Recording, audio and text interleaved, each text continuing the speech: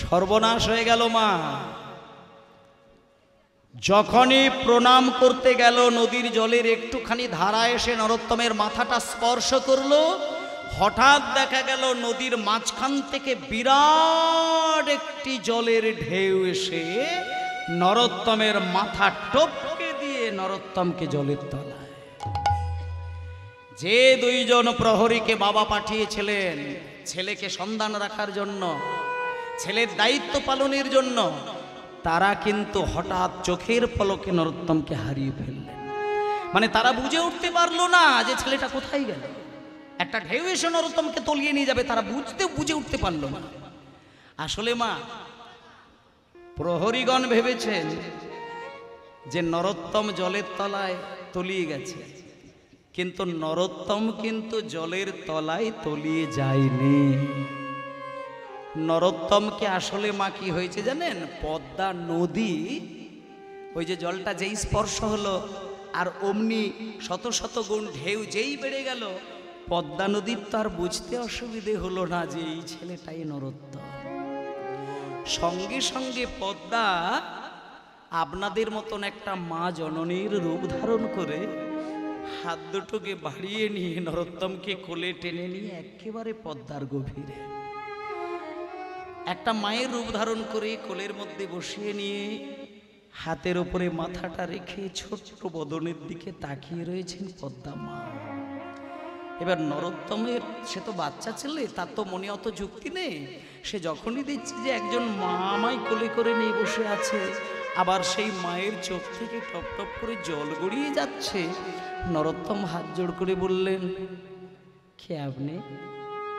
আমাকে কোলে করে নিয়ে বসে আছেন, কে আপনি? নরোত্তম, তুমি আমাকে চিনবে না, তুমি আমায় চিনবে না। আমি কে জানো? আমি হলাম পদ্মা নদী। ও মা, পদ্মা নদী আবার কথা বলতে পারে? হ্যাঁ রে নরোত্তম, পারে, পারে, বলে বলে, তবে সবার সঙ্গে বলে না। এই পদ্মা সবার সঙ্গে কথা বলে না। তোমার মতন যদি কোনো কৃষ্ণ অনুরাগী ভক্ত আমার জলে আসে, তখন এই পদ্মা নিজেকে ঠিক থাকতে না পেরে হাত বাড়িয়ে তাকে বুকে জড়িয়ে ধরে কথা বলে। যখনই বলেছে আমি পদ্মা, সঙ্গে সঙ্গে নরোত্তম বললেন, পদ্মা, তুমি যখন চেঁচে সেধে আমায় দেখা দিলে, আমি তোমাকে একটা জিনিস চাইবো, তুমি দেবে? আমি শুনেছিলাম তোমার জলে নাকি চৈতন্য মহাপ্রভু স্নান করেছিলেন, আর চৈতন্য দেবের চরণ ধুলো নাকি তোমার জলের মধ্যে আজও বয়ে বেড়াচ্ছে। তুমি আমাকে একটুখানি চরণের ধুলো দেবে পদ্মা? যখনই চরণ ধুলোর কথা বলেছে, পদ্মা নদী তখন কেঁদে কেঁদে বলে, নরোত্তম রে, নরোত্তম রে, আমার জলে মহাপ্রভুর চরণ ধুলো মিশে রয়েছে, তো জগতে সবার জন্য, কিন্তু তোর জন্যে মহাপ্রভু কি যে রেখে গেছে তা তুই জানিস নাই। আমি এতদিনই ছিলাম সেই গৌর প্রেমে ধনে ধনী, আর আজকে আমি সেই প্রেমে তোর হৃদয়ে মাঝে মাখিয়ে দিয়ে আমি আজকে হব প্রেমের কাঙালিনী।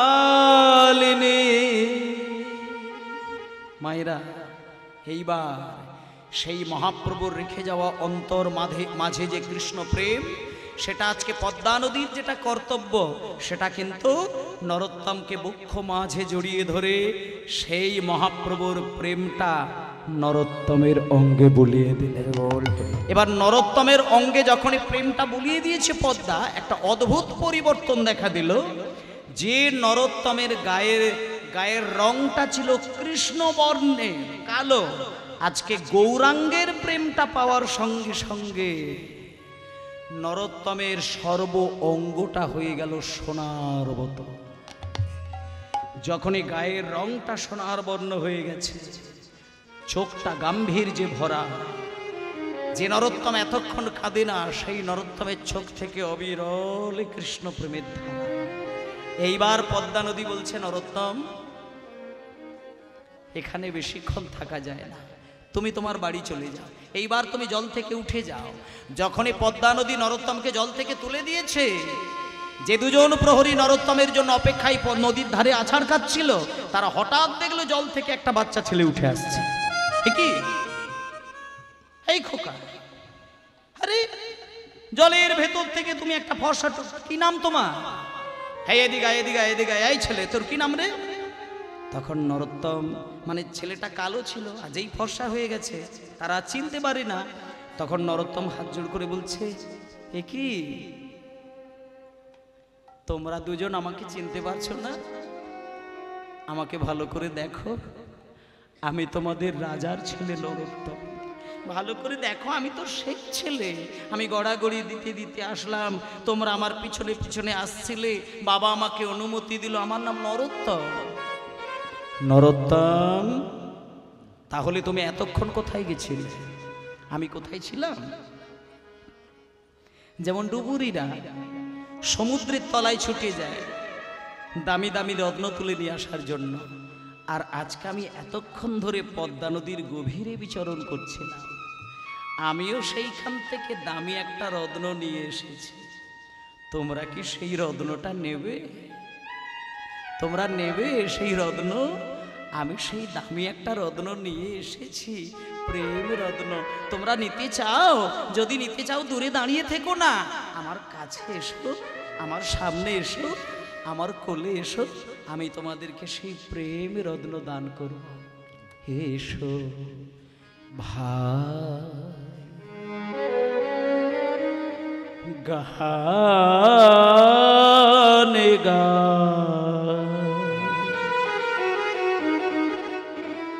কৃষ্ণ নাম হরি নাম, এসো নিতাই গৌর হরি হরি বল।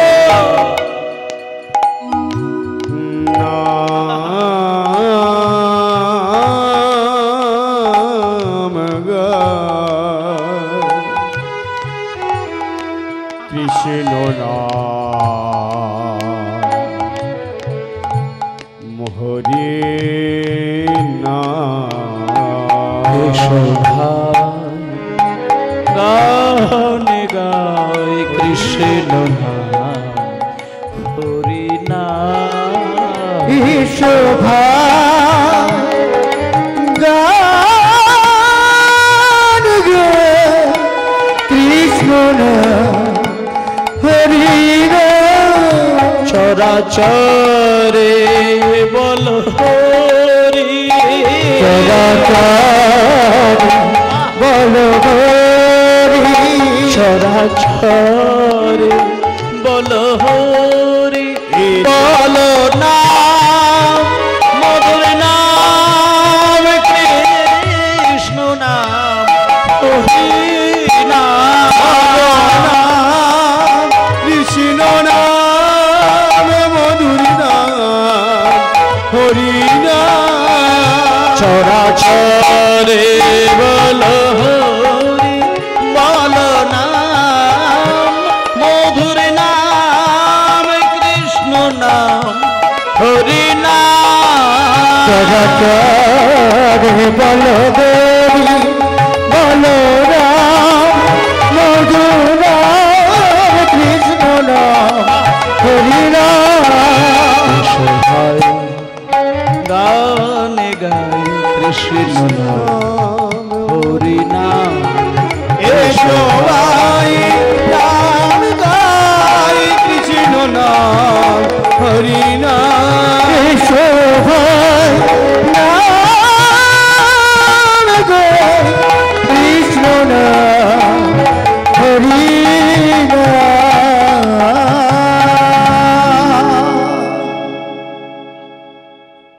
মানে একটা আকাশ পাতাল তফাৎ দেখতে পেলেন বাবা। কিছুক্ষণ পরে যখন ছেলেটা ছুটে এসে বাবার কাছে প্রণাম করতে গেল, বাবা ছেলেটাকে দেখা মাত্র বুঝতে পারলেন একে কে, কোন ছেলে? যে ছেলে আমাকে প্রণাম করে পদ্মা নদীতে গেল, এ তো আমার সেই ছেলে না। কে? চোখের মধ্যে মুনি ঋষিদের মতো গাম্ভীর্য, কথাই কথাই কৃষ্ণ নাম। মায়েরা নরোত্তম যখন পদ্মা নদীর জলে স্নান করে বাড়িতে এসে বাবাকে প্রণাম করতে গেছে, বাবা ছেলেকে দেখলেন, কিন্তু একটা গোপন কথা কিন্তু বাবা বুঝতে পেরে গেলেন।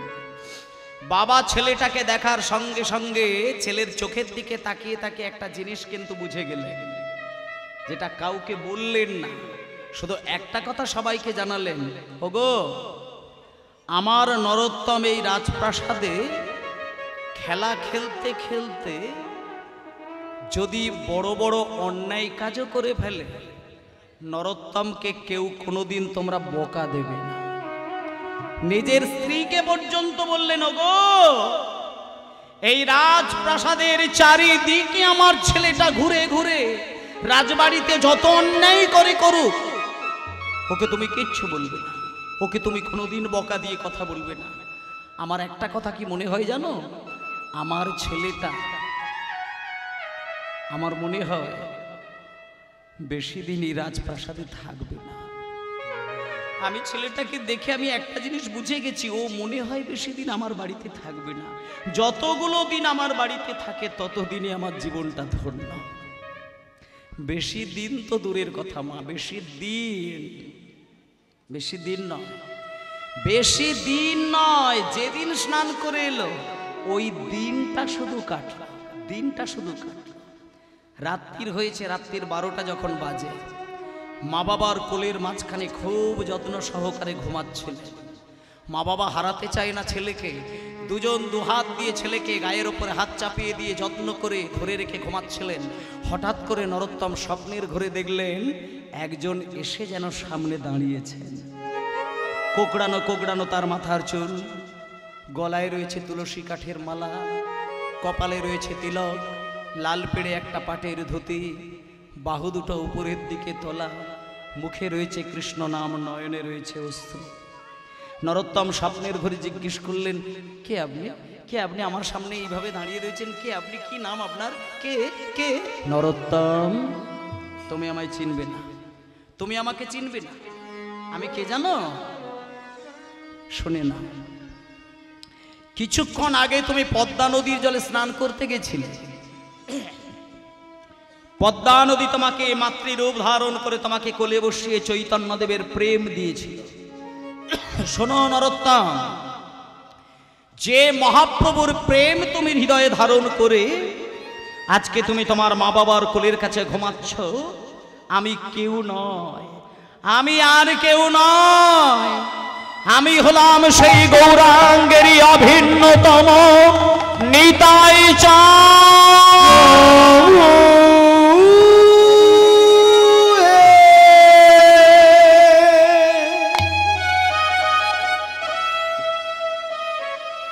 নরোত্তম, আমি স্বয়ং নিত্যানন্দ প্রভু এসেছি।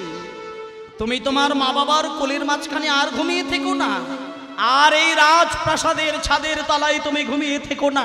তোমাকে যদি আরো প্রেম পেতে হয়, তোমাকে আরো কৃষ্ণ ভক্তি যদি পেতে হয়, তবে শীঘ্রই আমার সঙ্গে চলো, আমরা দুইজনে চলে যাই প্রেমের রাজ্য বৃন্দাবন ধামে।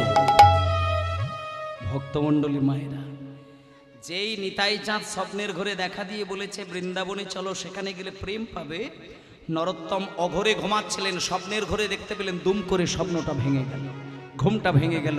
ভেঙে গিয়ে দেখলো নিতাই চাঁদ আর নেই। দেখলো মধ্যরাত, মা ঘুমাচ্ছে, বাবা ঘুমাচ্ছে। ঘুমন্ত মা বাবার চরণে প্রণাম জানিয়ে নরোত্তম মনে মনে চিন্তা করলেন, আমি যদি মা বাবাকে বলে দিয়ে এক্ষণে বৃন্দাবনে যেতে চাই, মা বাবা আমাকে যেতে দেবে না। আর আমি যদি মা বাবাকে বলতে গিয়ে বৃন্দাবনে যেতেই না পারলাম, তাহলে আর আমি ভগবানের প্রেম পাবো না। আমাকে দুই দিকে রক্ষা করতে গেলে আমাকে ঘুমন্ত মা বাবাকে প্রণাম করেই বেরিয়ে যেতে হবে। এই বলে মায়েরা, ওই গভীর রাত্রিতে ওই ছোট্ট ছেলেটা, মা বাবা অঘরে ঘুমাচ্ছে, কিন্তু ঘুমন্ত মায়ের চরণে হালকা করে হাতটা রেখে, ঘুমন্ত বাবার চরণে হালকা করে হাতটা রেখে ঘুমের ঘরে অনুমতি নিয়ে ছেলেটা বেরিয়ে যাচ্ছে। আমি চলে যাই আমি চলে যাই, আমি চলে যাই, আমি চলে যাই ও মা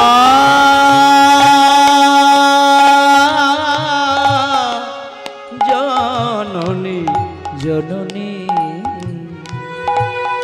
দাও গো বিদায়, ও মা জননী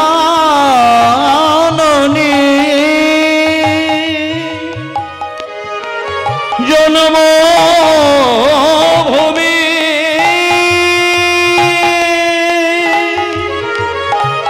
দাও গো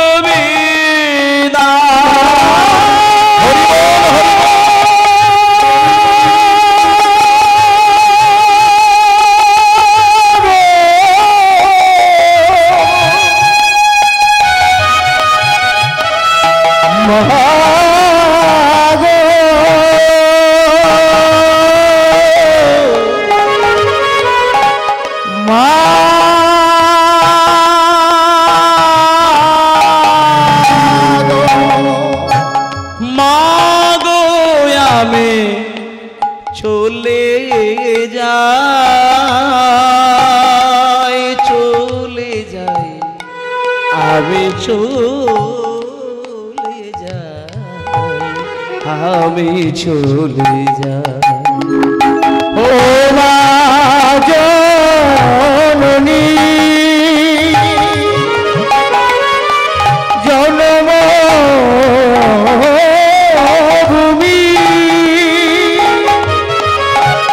আমায় দাও গো বিদায়, মাগো আমি চলে যাই,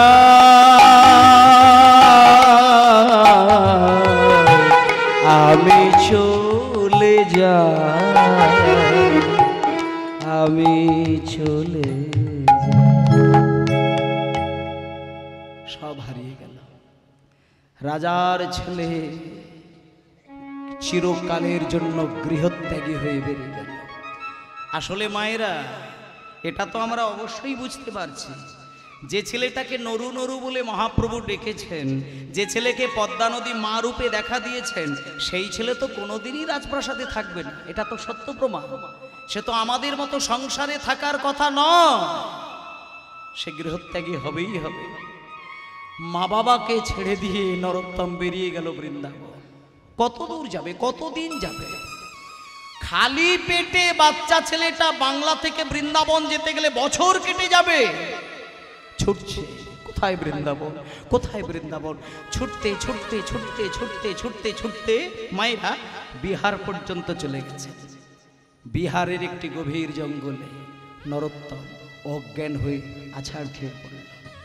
একটা বাচ্চা ছেলে তার কতদিন ছুটবে, এটা তো স্বাভাবিক। বিহার পর্যন্তও চলে গেছে, মাঝখানে কটা মাস কেটে গেল। বিহারের একটা জঙ্গলে গিয়ে আর যেন যেতে পারে না, হঠাৎ করে অজ্ঞান হয়ে আছাড় খেয়ে পড়ল।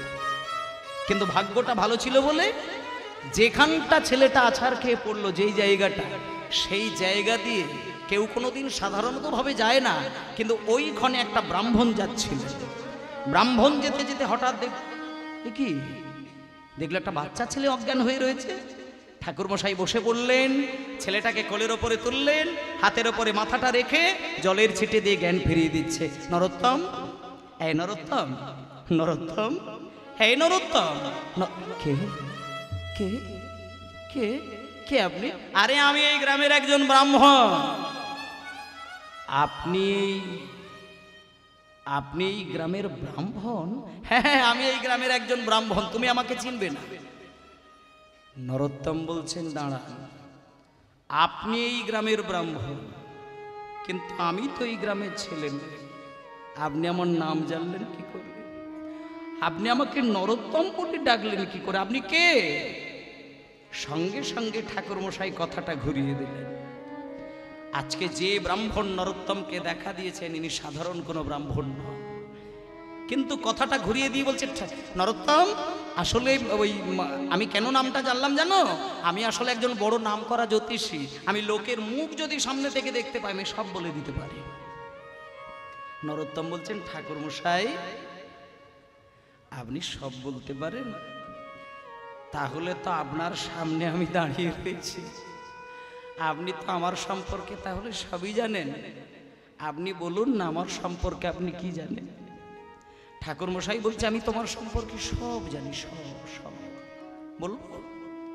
প্রথম কথা, তুমি হচ্ছে একটা রাজার ছেলে, তোমার মনে মনে বৈরাগ্য উদয় হয়েছে, তাই তুমি তোমার ঘুমন্ত পিতামাতাকে প্রণাম করে চিরকালের জন্য গৃহত্যাগী হয়ে তুমি বৃন্দাবনের পথে পা বাড়িয়েছ। উমা, হে কি? আপনি তো সবই বলে দিতে পারছেন। বাবা ঠাকুর, আপনি যখন সবই বলে দিতে পারলেন, তাহলে একটুখানি বলুন না আমাকে আর কটা দিন ছুটতে হবে আমি বৃন্দাবন যেতে গেলে?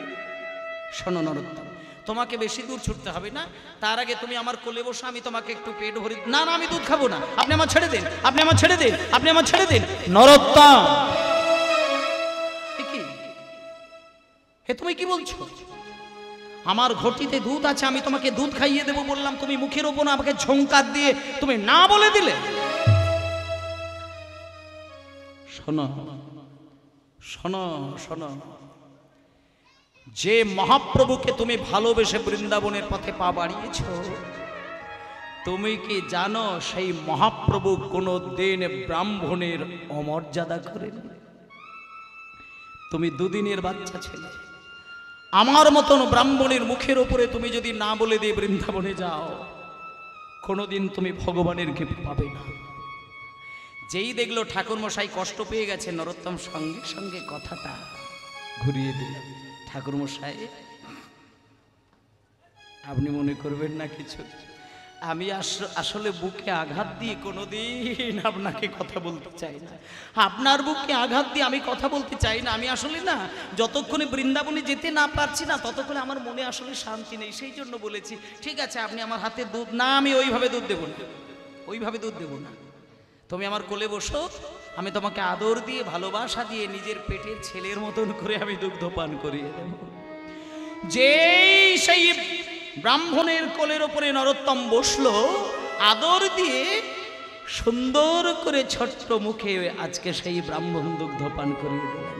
আজকে দুগ্ধ পান করিয়ে দিয়ে নরোত্তমকে বলছে, নরোত্তম তোমার পেট ভরে গেছে, আর তোমার কোনো কষ্ট হবে না, এইবার তুমি সোজা পথ ধরে চলে যাও মধুময় শ্রীধাম বৃন্দাবনে।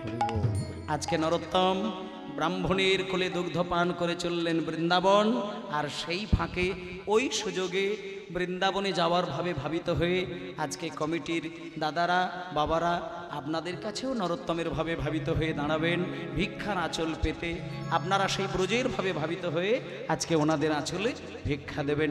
কিন্তু গানটা যেন নষ্ট না হয়, ওনারা যাবেন বলে যেন আপনারা আইঢাই করে হই হই করে যেন গানটার মধ্যে একটা উচ্ছৃঙ্খল যেন না হয়। যেমন স্থিরভাবে গান বাজনা শুনছেন ওইভাবেই শুনবেন, শুধু নীরবে ওনাদের আঁচলে ভিক্ষা দিয়ে দেবেন, গানটা মন দিয়ে শুনবেন। আজকে নরোত্তম চললেন সেই ব্রাহ্মণের কোলে বসে দুগ্ধ পান করার পরে, আমি হরি বলবো মদন মোহন দেখব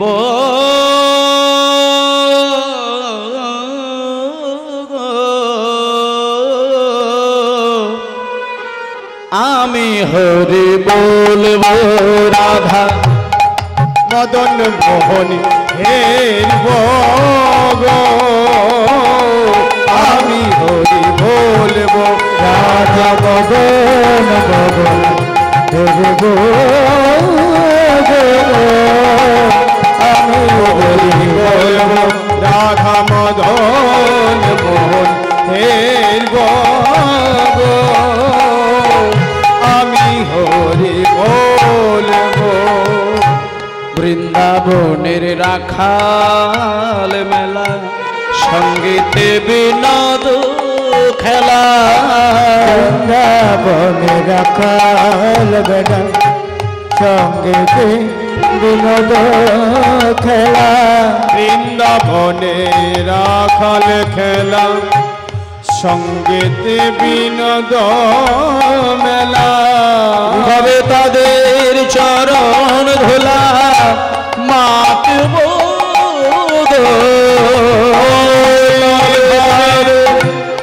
চরণ ধুলা মাগব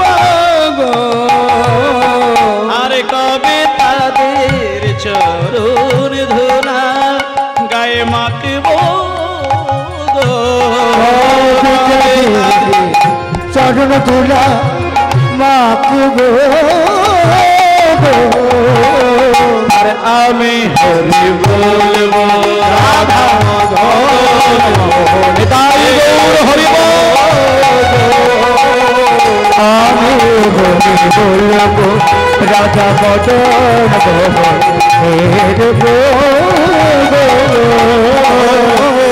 আমি হরি বলবো এইভাবে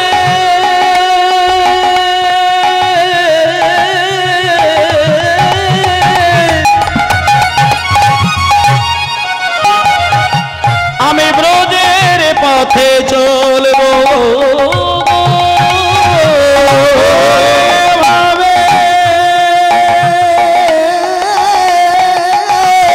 পথে চলবো আমি এইভাবে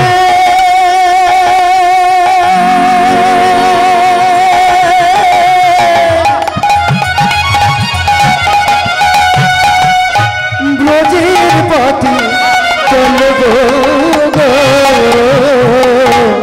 আমি হরি বলবো রাধা মদন মোহন হে আমি হরি বলবো রাধা মদন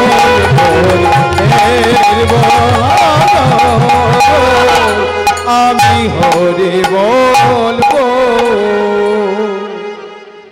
সবাই বলো নিতাই গৌর প্রেমানন্দে হরি বল হরি বল হরি বল ওমা হ্যাঁ এত আইঢাই আইঢাই আইঢাই আইঢাই আইঢাই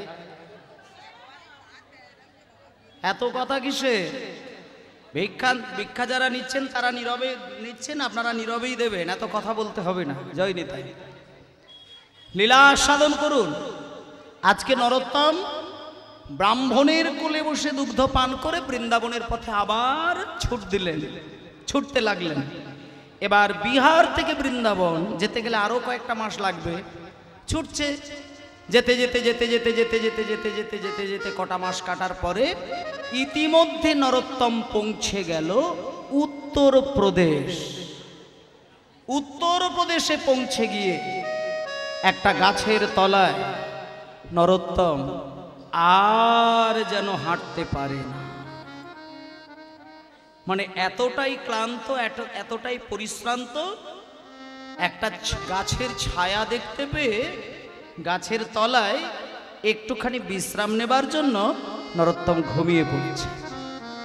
এবার যেই ঘুমিয়ে পড়েছে হঠাৎ স্বপ্নের মধ্যে দেখতে পেলেন দুজন বৈষ্ণব এসে দাঁড়িয়েছে। মানে ঠকঠকে বৃদ্ধ চেহারা, একখণ্ড সাদা কাপড় তাদের হাঁটুর ওপরে রয়েছে পরা, আর হাতে রয়েছে জপের মালা, গলায় রয়েছে তুলসী কাঠের মালা। দুইজন ঠকঠকে বৃদ্ধ। নরোত্তম স্বপ্নের ঘরে যখন দুজন বৈষ্ণবকে দেখলেন, হাত জোড় করে স্বপ্নের ঘরে জিজ্ঞেস করলেন, কে আপনারা? আমার সামনে দাঁড়িয়ে রয়েছেন, কি আপনারা? কি নাম আপনাদের? তখন দুইজন বৈষ্ণব স্বপ্নের ঘরে বলছেন, নরোত্তম, তুমি আমাদের দুইজনকে চিনতে পারবি না। আমরা দুইজন কে জানো? এই আমি হলাম বড় ভাই, আমার নাম হলো রূপ গোস্বামী পাদ, আর এই হলো আমার মেজো ভাই, এর নাম সনাতন গোস্বামী পাদ। নরোত্তম, আমরা কিন্তু দুই ভাই বৃন্দাবনে নয়, পৃথিবীতেই আর নেই। আমরা পৃথিবী ছেড়ে, বৃন্দাবন ছেড়ে আমরা চলে এসেছি নিত্যলীলায়।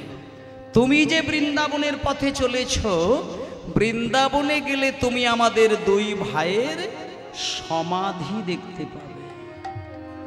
হাহার আমরা বৃন্দাবনে নেই, আমরা নিত্যলীলায় চলে এসেছি, কিন্তু স্বপ্নের ঘরে তোমাকে দেখা দিতে এসেছি।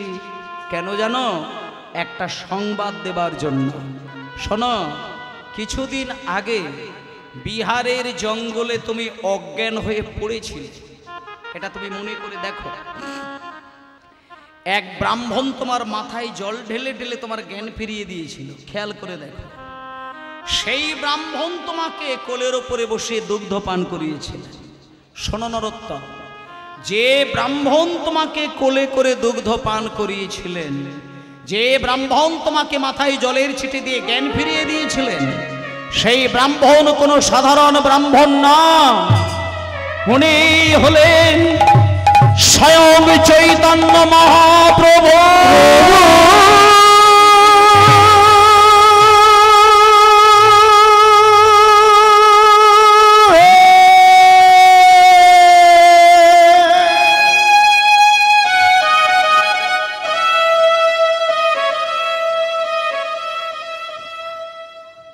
যখনই শুনতে পেয়েছে যে মহাপ্রভু আমাকে কোলে করে দুগ্ধ পান করিয়েছিলেন, সঙ্গে সঙ্গে নরোত্তমের স্বপ্নটা ভেঙে গেল, ঘুমটা ভেঙে গেল। ঘুম ভেঙে গিয়ে যে দুইজন বৈষ্ণবকে এতক্ষণ দেখতে পাচ্ছিল, তাদেরকে আর দেখতে পেল না, তারা উধাও। আর তাদের পদচিহ্ন ধুলোর মধ্যে পড়ে থাকতে দেখল। তাদের পদচিহ্ন যেই ধুলোর মধ্যে পড়ে থাকতে দেখেছে, সঙ্গে সঙ্গে নরোত্তম ওই ধুলোর মধ্যে আমারে দেহ অন্তিম কালে ভাসব যমুনার জলে, দেহ অন্তিম কালে ভাসব যমুনা জলে, আমারে দেহ অন্তিম কালে ভাসব যমুনার জলে, অন্তিম কালে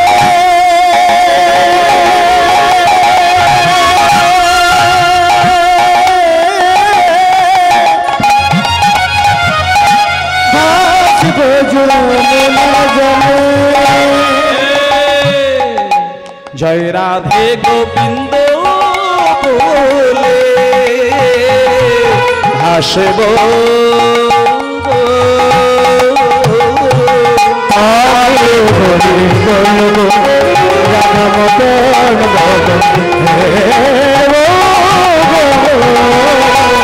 আমি হরি রাধা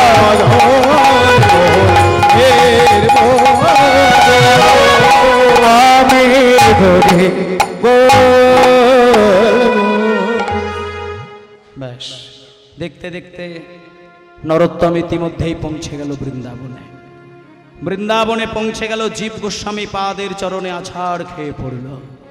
সবাই মিলে বলুন, মধুময় শ্রীধাম বৃন্দাবন ধাম কি, জীব গোস্বামী পাদ কি, জীব গোস্বামী পাদ কি, জীব গোস্বামী পাদ কি। এবার জীব গোস্বামী পাদের চরণে আছাড় খেয়ে পড়ল নরোত্তম। জীব গোস্বামী পাদ এসে বলছে, এই খোকা, এই খোকা, কি নাম তো? কি নাম? নুরু। নুরু নুরু নরোত্তম। যখনই বলেছে কি নাম তোর, তখন বাচ্চা ছেলেটা বলছে, আমার নাম নরোত্তম। বাবা ঠাকুর, নরোত্তম কোত্থেকে এসেছিস রে? আমি বাংলা থেকে এসেছি। আচ্ছা, বাংলা থেকে এসেছিস? বাবা কি করে? আমার বাবা একজন রাজা মশাই। আচ্ছা, তার মানে তুই রাজার ছেলেই তো? শোন, তা রাজার ছেলে বাংলা থেকে এসেছিস, আমার জয়ধ্বনি দিচ্ছিস, কি চাস আমার কাছে? তখন নরোত্তম বলছেন, বাবা ঠাকুর, আপনার কাছে আমি এসেছি, আপনার কাছে আমি কিচ্ছুই চাই না, শুধু আমাকে দীক্ষা দেবেন। আপনার কোলে বসে আমি দীক্ষা মন্ত্র নেব রাধা গোবিন্দের সেবা করার জন্য। তখন নরোত্তম বলছে, জীব গোস্বামী পাদ বলছে, শোনো শোনো শোনো, দীক্ষা আমি তোমাকে অবশ্যই দেব, কিন্তু তোমার মা বাবাকে নিয়ে এসো, মা বাবার সঙ্গে একটু আলাপ পরিচয় করি। যখনই বলেছে মা বাবাকে নিয়ে এসো, তখন নরোত্তম বলছেন, বাবা ঠাকুর, আমি তো মা বাবাকে নিয়ে আসি না, আমি মা বাবাকে ছেড়ে দিয়ে ঘুমন্ত মা বাবাকে প্রণাম করে আমি বৃন্দাবনে একা চলে এসেছি, আপনি আমাকে দয়া করে দীক্ষা দিন। যখনই বলেছে আমি একা চলে এসেছি, জীব গোস্বামী পাদ তখন বলছেন, নরোত্তম, তুমি এইটুকু বাচ্চা ছেলে বৃন্দাবনে বাংলা থেকে একা আসলে, তোমার পথে কোনো দুর্ঘটনা ঘটেনি? হ্যাঁ বাবা ঠাকুর, ঘটেছে। আমি বিহারের একটি জঙ্গলে অজ্ঞান হয়ে গেছিলাম, এক ব্রাহ্মণ আমার মাথায় জলের ছিটে দিয়ে জ্ঞান ফিরিয়ে দিয়ে দুগ্ধপান করিয়ে দিয়েছিলেন। তারপরে উত্তরপ্রদেশে এসে আমি গাছের তলায় ঘুমিয়ে পড়েছিলাম, স্বপ্নের ঘরে আমি দুই গোস্বামীকে দেখলাম। ওনারা বললেন রূপ গোস্বামী আর সনাতন গোস্বামী, এবং ওনারা আমাকে আর একটা কথা বললেন, যে ব্রাহ্মণ আমাকে কোলে করে দুগ্ধপান করিয়ে দিয়েছিলেন, জ্ঞান ফিরিয়ে দিয়েছিলেন, উনি নাকি সাক্ষাৎ চৈতন্য মহাপ্রভু। জীব গোস্বামী পাদ বলছে, নরোত্তম, কি বলছো তুমি,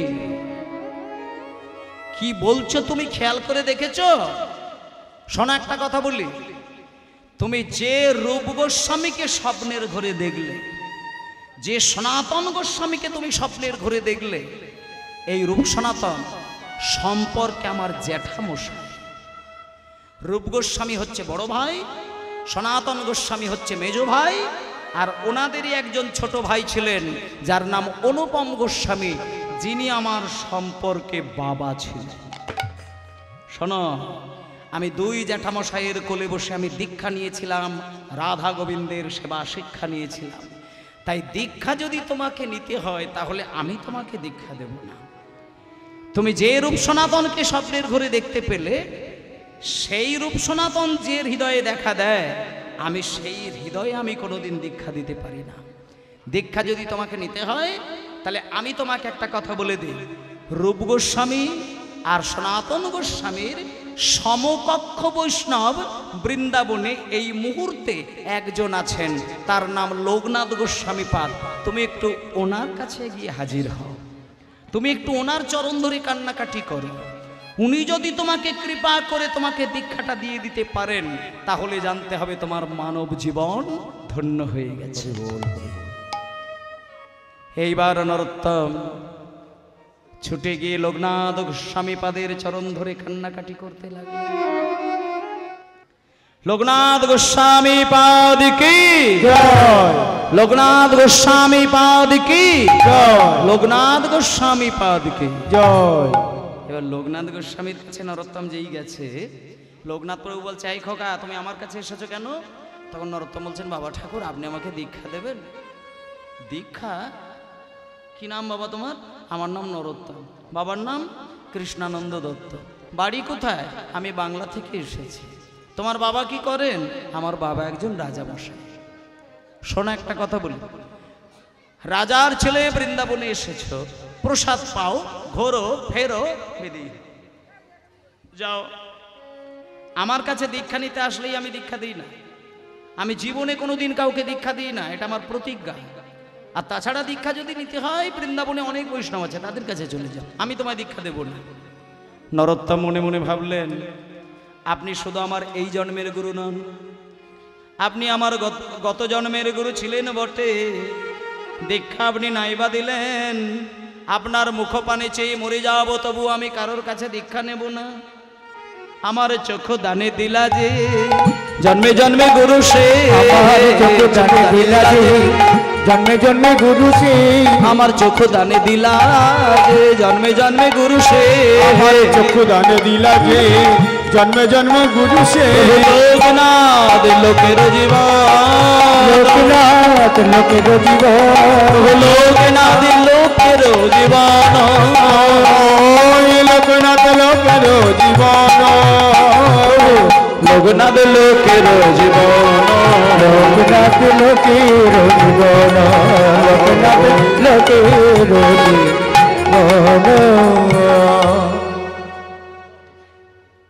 এখানে যারা দীক্ষা নিয়েছেন তাদেরকে একটা কথা বলি, দীক্ষা যদি আপনারা গুরুর কাছ থেকে নিয়ে থাকেন, শাস্ত্রে একটা কথা আছে, দীক্ষা গ্রহণ করার পরে গুরুর সঙ্গে আপনার সম্পর্কটা কেমন হওয়া উচিত। যদি কোনোদিন এইরকম ধরনের কোনো গুরুর সান্নিধ্য আপনি পেয়েছেন যে দীক্ষা গ্রহণের পরে গুরুর চরণ স্পর্শ করা, গুরুর বদন দর্শন করলে আপনার হৃদয় মাঝে রাধা গোবিন্দের প্রেম জেগে যায়, গুরুকে দেখলে পরেই যেন হৃদয়ে প্রেম এসে যায়, গুরুর চরণ স্পর্শ করলেই যেন হা কৃষ্ণ বলে কাঁদতে ইচ্ছে করে, এইরকম ভাব, এইরকম আবেগ যদি কোনোদিন আপনার এসে যায়, তাহলে জানবেন ওই গুরু আপনার গত জন্মের গুরু ছিল। গুরুর সঙ্গে শিষ্যের সম্পর্ক এমনই হওয়া উচিত যেখানে গুরু শিষ্যের নয়নের মিলনে রাধা কৃষ্ণের প্রেম জাগরিত হয়।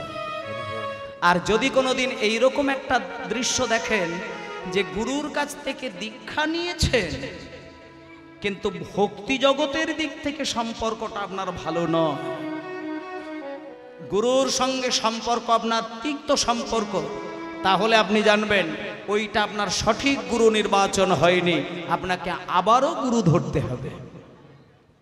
আজকে নরোত্তম লোকনাথ প্রভুর কাছ থেকে দীক্ষা নিয়েছেন, দীক্ষা নেবেন এটা প্রতিজ্ঞা করলেন, কিন্তু লোকনাথ প্রভু বললেন আমি তোমাকে দীক্ষা দেব না।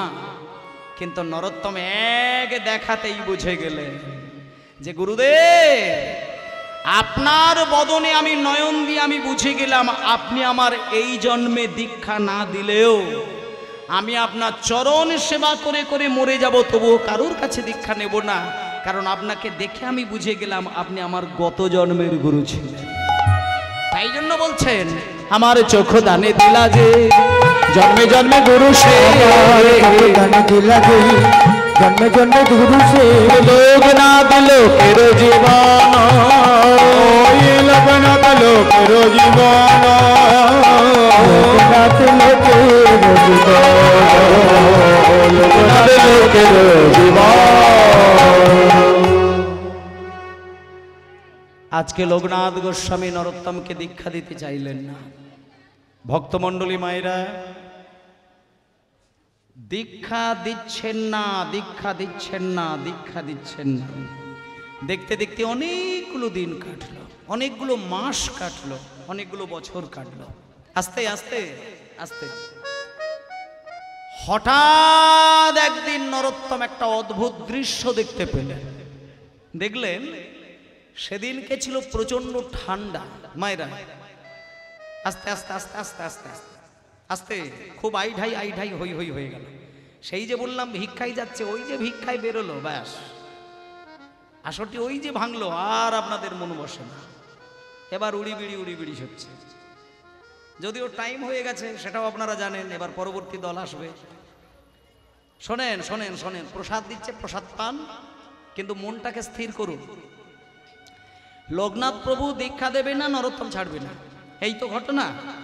হঠাৎ একদিন নরোত্তম দেখতে পেল প্রচন্ড ঠান্ডা, ভোরের বেলা লোকনাথ প্রভু মলত্যাগ করতে যাচ্ছে যমুনা নদীর ধারে। এবার মলত্যাগ করতে যাচ্ছেন একটা এত বয়স্ক মানুষ, কিন্তু সঙ্গে কেউ নেই। আর লোকনাথ প্রভুর বয়স অনেক অনেক, ওনার বয়সে বৃন্দাবনে আর কেউ নেই, একমাত্র উনিই রয়েছেন। ঠকঠকে চেহারা, চোখে ভালো করে দেখতে পায় না, কানে ভালো করে শুনতে পায় না, স্মৃতিশক্তিটা অনেকটা কমে গেছে, এইরকম একজন বয়স্ক গুরুদেব, তিনি মলত্যাগ করতে যাচ্ছেন। আচ্ছা, এখানে যেহেতু মলত্যাগের কথাটা উঠলো, একটুখানি বলে রাখি। বলে হরিবাসরে আবার পায়খানা টাইখানার গল্প কেন আসছে একটুখানি বলি। সাধারণ মানুষের পায়খানা আর পরম ত্যাগী বৈষ্ণবের পায়খানা, দুটো পায়খানা কিন্তু এক নয়। শাস্ত্র বলছে সাধারণ মানুষের দেহ থেকে যে বর্জ্য পদার্থটা বার হয় ওটাকে পায়খানা বলতে পারেন, মল বলতে পারেন, ইত্যাদি ইত্যাদি যা ইচ্ছা বলতে পারেন। কিন্তু পরম বৈষ্ণব যিনি হবেন তার পায়খানাটা শাস্ত্র মতে বলছে পায়খানা নয়, ওটার নাম হচ্ছে বিষ্ঠা। তাহলে এইবার আপনার প্রশ্ন আসতে পারে যে পরম বৈষ্ণবের ব্যাখ্যাটা কি, কাকে আমি পরম বৈষ্ণব ধরবো? এই ক্ষেত্রে বলছেন যে পরম বৈষ্ণবের মূলত দুটি প্রমাণ। এক নম্বর প্রমাণ হচ্ছে যে মানুষটি জন্ম থেকে মৃত্যু পর্যন্ত রাধা গোবিন্দের প্রসাদ ছাড়া বাইরের কোনো জিনিস ভক্ষণ করেন নাই, এটা এক নম্বর। আর দ্বিতীয় হলো যে মানুষটা জন্ম থেকে মৃত্যু পর্যন্ত রাধা গোবিন্দের নাম প্রেমের মধ্যে নিজেকে ডুবিয়ে রাখেন, এই মানুষের দেহ থেকে যে পায়খানাটা বার হয় সেটা বলা হচ্ছে বিষ্ঠা। আর লোকনাথ গোস্বামী হচ্ছে পরম বৈষ্ণব। তিনি আজকে মলত্যাগ করতে গেছেন যমুনা নদীর ধারে, আর ছোট্ট ছেলেটা পিছনে পিছনে যাচ্ছেন। ছোট্ট ছেলেটা মানে কে? নরোত্তম যাচ্ছে। নরোত্তম ভাবছে আমি পিছনে পিছনে যাব, ভোরের বেলা ঠান্ডার দিনে স্নান করতে গিয়ে পায়খানা করতে গিয়ে গুরুদেবের যদি কোনো বিপদ হয়, কেউ তো নেই, এই সুযোগে আমি ছুটে গিয়ে গুরুদেবের চরণ সেবা করব। এই বলে যখন মলত্যাগ করতে যায়, নরোত্তম ভোরের বেলায় অন্ধকারের মধ্যেই হালকা হালকা দেখতে পাচ্ছে যে লোকনাথ গোস্বামী বারবার যমুনার জলে স্নান করছেন।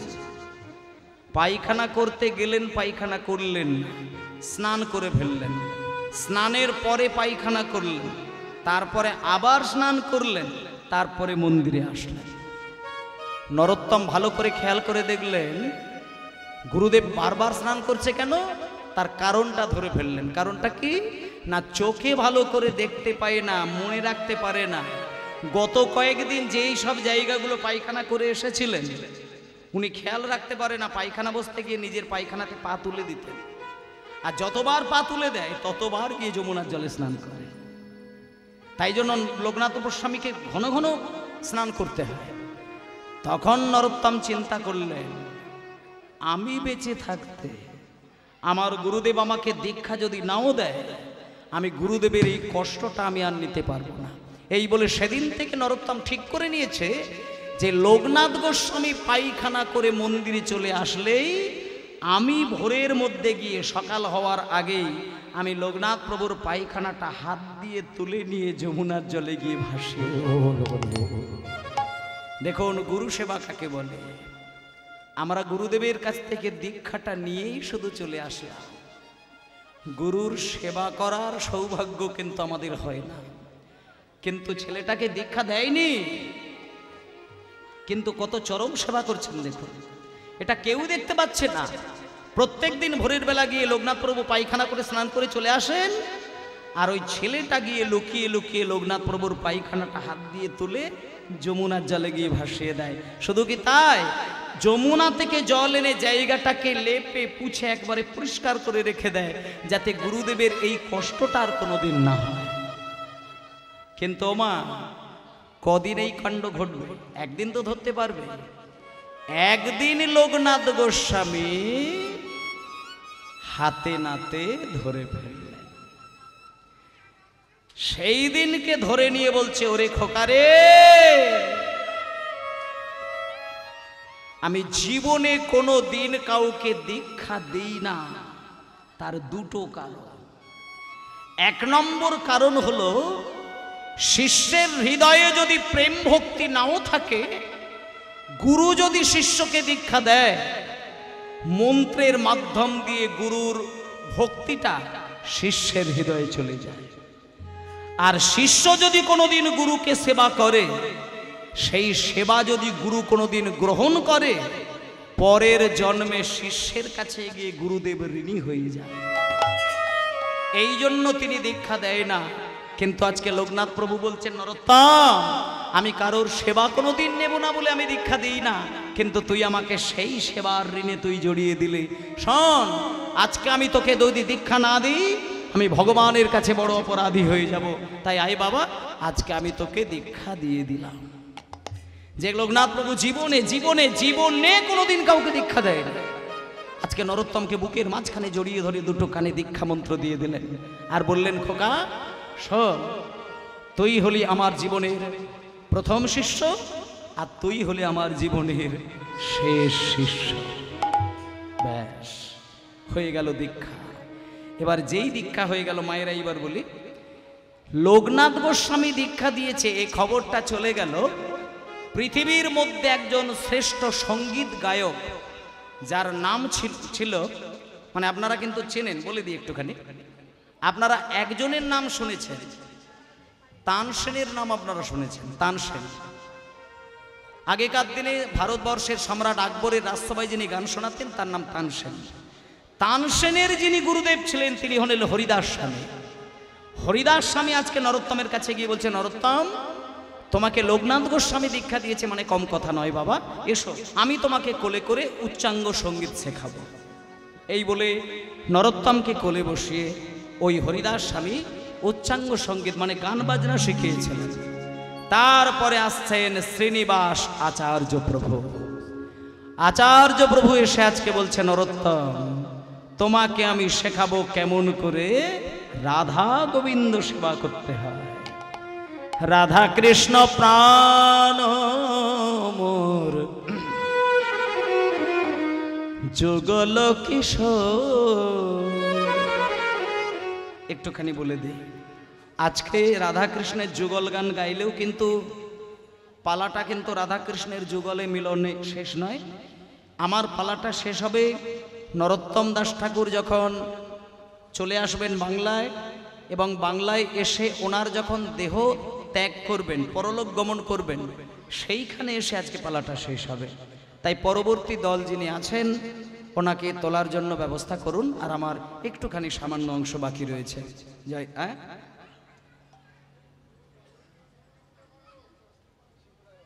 কি বলে, দল রেডি হচ্ছে তো? হ্যাঁ ঠিক আছে, জয় নিতাই। এইবার শোনেন, হরিদাস স্বামীর কাছ থেকে হরিদাস স্বামী সঙ্গীত শেখালেন। এবার আচার্য প্রভু এসে বললেন, নরোত্তম তুমি রাধা গোবিন্দের সেবা শিক্ষা আমার কাছ থেকে করো। কেমন করে করবে? চোখ বন্ধ করে ধ্যান করবে, ধ্যানের মধ্যে তুমি রাধা গোবিন্দকে দেখতে পাবে। আর ধ্যানের মধ্যে যখন তুমি রাধা গোবিন্দকে দেখতে পাবে, তুমি ধ্যানের মধ্যেই এক বাটি দুধ গরম করবে। খুব কঠিন সেবা কিন্তু, মানে ধ্যানের মধ্যে সেবা করার অনুরোধ করছেন শ্রীনিবাস আচার্য প্রভু। ধ্যানে তুমি রাধা গোবিন্দকে দেখবে, ধ্যানে তুমি শুকনো জ্বালানি কাঠে আগুন দেবে, ধ্যানে তুমি একটা পাত্রে দুধ গরম বসাবে, সেই হালকা গরম দুধ তুমি রাধা কৃষ্ণের মুখের সামনে ধরবে, এইটাই হবে তোমার কৃষ্ণ সেবা। এইবার নরোত্তম ধ্যানের মধ্যে ডুবে গেল। এইবার ধ্যানের মধ্যে ডুবে গিয়ে দেখতে পেল দুটো ভ্রুর মাঝে একটা তীব্র আলোর জ্যোতি। সেই আলোর মাঝখানে দেখতে পেল বৃন্দাবন, সেই বৃন্দাবনের মাঝে দেখতে পেল কুঞ্জবন, আর কুঞ্জবনের মাঝে দেখতে পেল সোনার বেদী। সোনার বেদীর উপরে দাঁড়িয়ে রয়েছে রাধা কৃষ্ণ, তাদের একে অপরের কথোপকথন। রাধা কৃষ্ণ প্রাণ যুগল কিশোর, রাধা কৃষ্ণ প্রাণ যুগল কিশোর, রাধা কৃষ্ণের প্রাণ যুগল কিশোর। জীবনে মরণে গতি আরে নাহি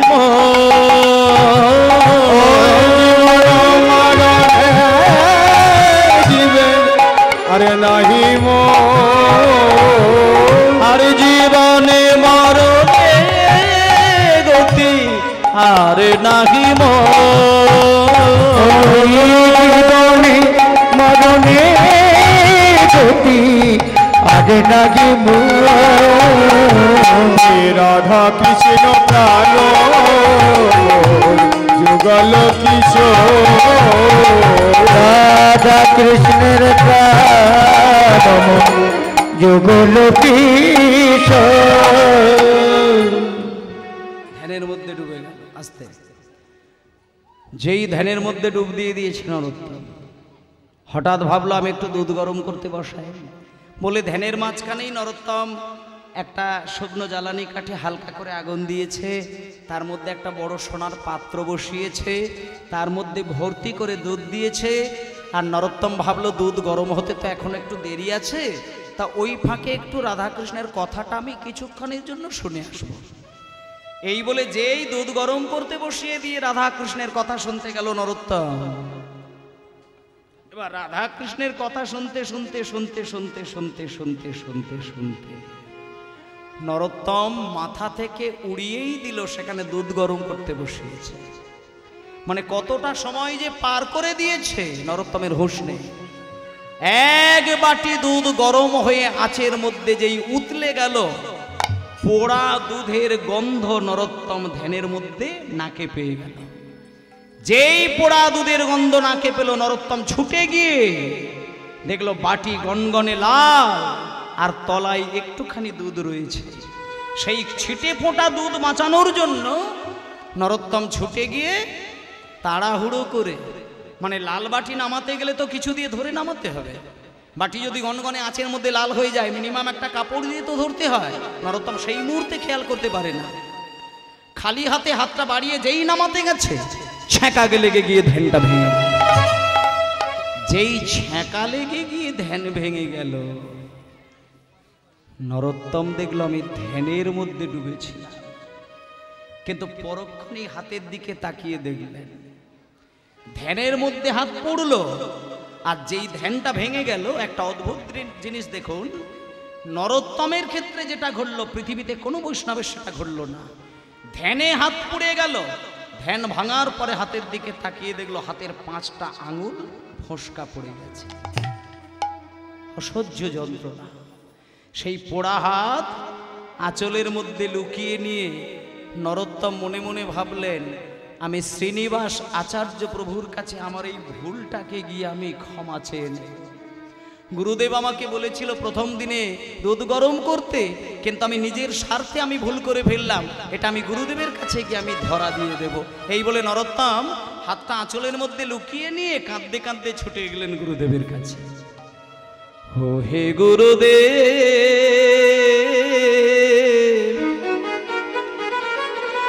আমি কি করিলাম? ও হে গুরুদেব, আমি কি করিলাম? ও হে গুরুদেব, কি করিলাম? ও হে গুরুদেব, আমি কি করিলাম? ভক্তমণ্ডলী মায়েরা, আজকে নরোত্তম দাস ঠাকুর আচার্য প্রভুর কাছে গিয়ে যখন নিজের ভুলটাকে জানিয়ে দিলেন, আচার্য প্রভু নরোত্তমকে বললেন, নরোত্তম, তোমার মতন এত বড় বৈষ্ণব বৃন্দাবনে আমার জীবনে আমি কোনোদিন দেখি না। তাই আজকে তুমি ছোট্ট ভুল করলেও আমি জানি এ ভুল তোমার জীবনে দ্বিতীয়বার আর হবে না। তাই আজ থেকে আমি তোমার একটা নাম দিয়ে দিলাম, বিশিষ্ট বৈষ্ণব আচার্য। তুমি হলে ঠাকুর নরোত্তম দাস। তুমি আর বৃন্দাবনে থেকো না, তুমি তোমার রাজবাড়িতে চলে গিয়ে তুমি বাঙালিদেরকে দাঁড়ে দাঁড়িয়ে গিয়ে প্রেম দান করো। এবার বলে দিই যে কথাটা বলার জন্য, নরোত্তম কিন্তু অবশেষে বাংলায় ফেরত এসেছিলেন। বাংলাতে তিনি এসেছিলেন এবং এই যে আমরা বাঙালি, বাংলার দাঁড়ে দাঁড়িয়ে গিয়ে কিন্তু তিনি বৃন্দাবনের প্রেম কীর্তন গানের দ্বারা প্রচার করেছিলেন।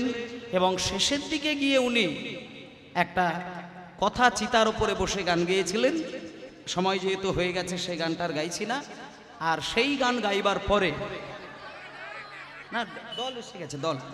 আচ্ছা বলি, আচ্ছা বেশ বেশ বেশ, ওরে বাবরে বাবরে বাব। চিতার উপরে উঠে নরোত্তম দাস 7 দিনের ধ্যান ভঙ্গ হয় না বলে কিছু দুষ্টু মানুষ চিতার উপরে তুলে দিয়ে চিতায় আগুন দিতে গেছিলেন। তখন নরোত্তম দাসের ধ্যানটা ভাঙলো হাজার বৈষ্ণবের ক্রন্দন ধ্বনি শুনে। এবং সেই চিতার উপরে উঠেই নরোত্তম দাস একটা গান গেয়েছিলেন। সেই গানটা 2টো লাইন আমি গাইব, যে গানটা আমরা যদি প্রত্যেক দিন সন্ধ্যাবেলায় তুলসী তলায় বসে গানটা গাইতে পারি, নরোত্তম দাসের অপার কৃপা সেই গানের মধ্যে দেওয়া রয়েছে। উনি চিতার উপরে শেষ গান গিয়েছিলেন এই গানটা, গৌরাঙ্গ বলিতে হবে পুলক শরীর, হরি হরি বলিতে নয়নে বইবে নীর, আরে কবে নিতাই চাঁদ করুণা করিবে, নিতাই গৌর হরি বল, নিতাই চাঁদ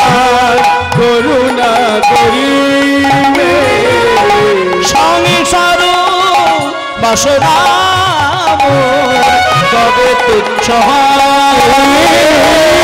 সংসার আসনা হবে তুচ্ছ গাবে, বিষয় ছাড়িয়া পাবে শুদ্ধ হবে বিষয় ছাড়িয়া কবে শুদ্ধ কবে মগ। কবে হাম হেরি বসে মধুর বৃন্দাবন, কবে হাম হেরি বসে মধুর বৃন্দাবন। এই গানটা বলে দিই, এটা হচ্ছে নরোত্তম দাস ঠাকুরের নিজের হাতে লেখা প্রার্থনার পদ, এবং উনি যে আমাদের বৈষ্ণব পদাবলিতে কত পদ লিখেছেন তার কোনো হিসাব নেই। নরোত্তম দাস ঠাকুরের পদ দিয়ে কীর্তন গান তো আপনারা হাজার হাজার শুনতে পাবেন। ওই যে পদকর্তা নরোত্তম দাস ঠাকুর, এই নরোত্তম দাস ঠাকুর যিনি কীর্তন জগতের প্রতিষ্ঠাতা বলা যায়। আজকে সারা বাংলা সারা ভারতবর্ষ জুড়ে যে কীর্তনের প্রচার, সবার আগে যে কীর্তনের মূল ঘরানা সেটা কিন্তু নরোত্তম দাস ঠাকুরের সৃষ্টির ঘরানা। এবং দেখতে দেখতে আরও কটা দিন কেটে যায়। একদিন নরোত্তম দাস ঠাকুর সকলকে বললেন, ওগো আমি যেদিন মরে যাব আমার দেহটাকে নিয়ে তোমরা পদ্মা নদীর জলে শুধু ভাসিয়ে দেবে। দেখা গেল কিছুদিনের মধ্যে নরোত্তম দাস ঠাকুর প্রাণ হারালেন, এবং দেহটাকে ভক্তগণ নিয়ে গিয়ে পদ্মা নদীর জলে যেই ভাসাতে গেলেন, এই দৃশ্যটাই আপনাদের দেখার দরকার। মানে অদ্ভুতভাবে একটা লক্ষ্য করলো যে নরোত্তম দাস ঠাকুরের দেহটা নদীর জল স্পর্শ হওয়ার সঙ্গে সঙ্গে সাদা দুধ হয়ে বিলীন হয়ে গেল। এতদিন লোকে ভেবেছিল রক্ত মাংস গড়া সাধারণ মানুষ, কিন্তু না, উনি মহাপ্রভুরই আর এক অবতার, উনি পরম ব্রহ্মই আর এক স্বরূপ। আমাদের কাছে লীলা দেখানোর জন্য, আমাদের কাছে নাম প্রচারের জন্য তিনি এসেছিলেন। যখনই জলের সঙ্গে ছোঁয়া পেল দুধ